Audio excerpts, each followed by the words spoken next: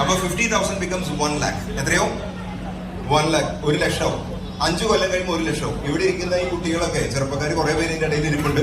ആ മക്കളൊക്കെ ഒന്ന് വലുതാവണമെങ്കിൽ it takes another 5 more years. That is 10 years. അപ്പം ആ 50,000 എന്നുള്ളത് ഒന്നാവും.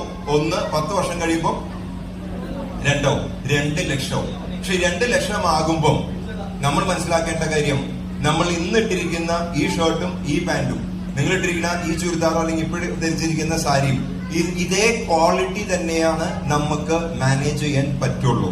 Do you want to improve the quality of your life? വേണ്ടേ?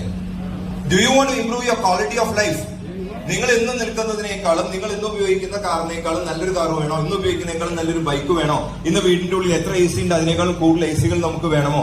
You just ask about your self. നമുക്ക് ഇന്ന് നിൽക്കുന്നതിനേക്കാളും കൂടുതൽ വേണമോ എന്നാണ് ചോദ്യം. വേണോ?